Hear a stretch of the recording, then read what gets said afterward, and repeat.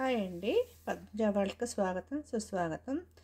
ఈరోజు మనం దోశలు వేసుకున్నప్పుడు ఒక పల్లి చట్నీ చేసుకునే బదులు ఇలా చట్నీ చేసుకోండి, చాలా బాగుంటుంది. దోశలకు కానీ ఇడ్లీకి కానీ దేనికైనా మంచిగా ఉంటుంది. అల్లం 100 గ్రాములు ముక్కలు కోసుకొని పెట్టుకున్న, ఉల్లిపాయలు 3 పెద్ద పెద్దవి, చింతపండు ఎంత కొంచెం మన ఇష్టం అండి, కొంచెం పులుపు కోసం, ఈ మెంతిపిండి, జీలకర్ర, ఆవాలు కలిపి కొట్టుకున్న పిండి, సాల్ట్ సరిపడా మన ఇష్టం ఎంత వేసుకోవచ్చు, ఎండుమిరపకాయలు కూడా, పోపుకి ఎల్లిపాయలు, కరివేపాకు, శనగపప్పు, జీలకర్ర, పసుపు, నూనె సరిపడా. అల్లం ఏగుతుందండి, బాగా ఎర్రగా వేగాలన్నమాట. మంచిగా వేగింది. మిరపకాయలు కారాన్ని బట్టి వేసుకోండి, కొన్ని కారం ఉంటాయి, కొన్ని కారం తక్కువ ఉంటాయి. ఇవి కొంచెం ఘాటుగానే ఉన్నాయండి, అందుకే కొంచెం వేసా, ఒక 4-5 వేసానండి. ఇవి వేగుతున్నాయి, వేగినాయండి.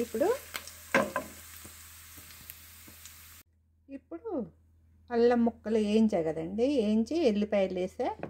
దీనిలో మెంతిపిండి, జీలకర్ర, ఆవాలు అన్నీ వేసి, పౌడర్ ఉంది కదా ఆ పౌడర్ వేసి మిక్సీ వేసుకుందాం.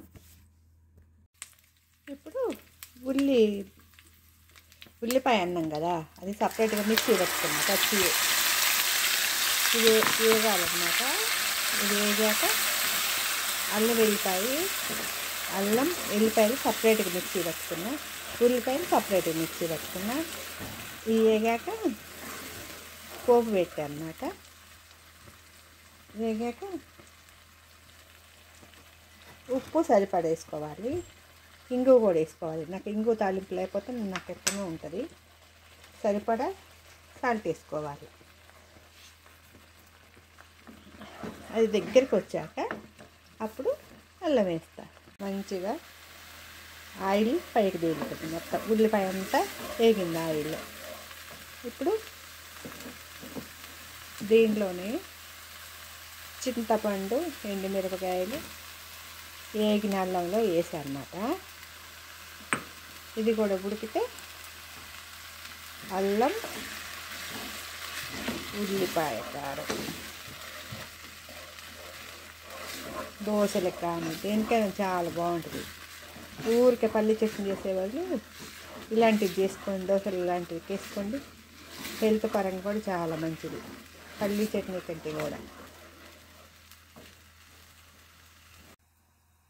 సూపర్గా ఉంది అల్లం చట్నీ. కావాలనుకుంటే మీరు బెల్లం కూడా వేసుకోవచ్చు, నేను బెల్లం వేసుకోలేదు.